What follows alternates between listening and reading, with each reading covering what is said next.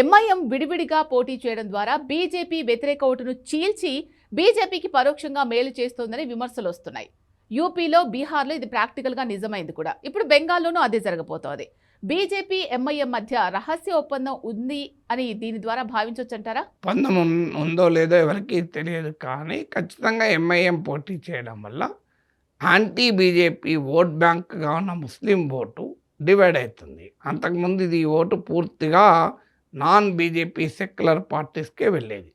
ఒకసారి ఎంఐఎం ఫీల్డ్లోకి వస్తే ఆటోమేటిక్గా ఆ స్ప్లిట్ అవుతుంది. అందువల్ల ఎంఐఎంను ఓట్ కట్టర్గా, ఎంఐఎంను ట్రోజాన్ హార్స్, బీజేపీ మాయా గుర్రంగా ఇతర సెక్యులర్ పార్టీస్ మాట్లాడుతూ ఉంటాయి. కానీ అదే సమయంలో ఎంఐఎంను కలుపుకోవడానికి సిద్ధపడవు. ఎందుకంటే బీహార్లో ఎంఐఎం మహాగఠబంధన్లో కలుస్తామని చెప్పింది. అంటే మీరు కలుపుకోరు, ఇండిపెండెంట్గా పోటీ చేస్తే తిడతారంటే ఎట్లా అనేది ఎంఐఎం వాదన. సో మీకు బెంగాల్లో కూడా కాంగ్రెస్ లెఫ్ట్ గతంలో అలయన్స్ పెట్టుకున్నప్పుడు ఎంఐఎం కలుస్తానంటే కలవనీయలేదు కదా.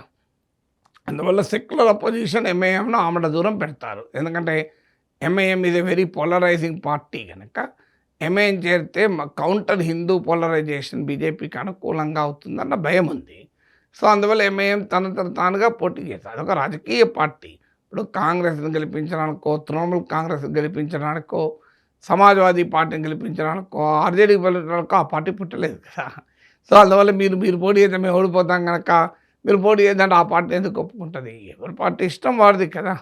సో అందువల్ల రాజకీయ పార్టీలకు ఆ స్వేచ్ఛ ఉంటుంది. కానీ నిజమేంటి అంటే ఎంఐఎం రంగంలో ఉండడం వల్ల బీజేపీ ఇతర పార్టీలకు నష్టం జరుగుతుంది. అందుకే బీజేపీ ఎంఐఎం పట్ల ఏమీ అనదు. మీకు దేశంలో ప్రతి ప్రతిపక్ష నేత వెనకాల మీకు కశ్మీర్ నుంచి కన్యాకుమారి వరకు, మీకు ఢిల్లీ ముఖ్యమంత్రి కేజ్రీవాల్ వరకు, కేరళ ముఖ్యమంత్రి విజయన్ వరకు మీకు అందరిపైన కేసులు ఉంటాయి. అన్ని ప్రతిపక్ష పార్టీలో కేసులు ఉంటాయి. ఒక్క కేంద్ర కేసు లేని సిబిఐ, ఈడీ, ఐటీ జోలికి రాని పార్టీ ఏదైనా ఉన్నట్టు అది ఎంఐఎం. జోలికి రాని నాయకుడు ఉన్నట్టు అసదుద్దీన్ ఓవైసీ. ఇది ఎలా సాధ్యమవుతుంది? వాళ్ళంత ఆనెస్ట్ పీపులా? సో ఖచ్చితంగా బీజేపీ ప్రయోజనాలకు ఉపయోగపడుతున్నారు కనుకనే అది పరరాష్ట్ర ఒప్పందంతో అవుతున్నారా లేరా చెప్పలేం. కానీ ఆ మేరకు ఉపయోగపడుతున్నాడు కనుక, తమకు కరసేవ చేస్తున్నాడు కనుక ఆ పార్టీని, ఆ పార్టీ నాయకుల్ని మోడీ ప్రభుత్వం ఏమీ అనదు.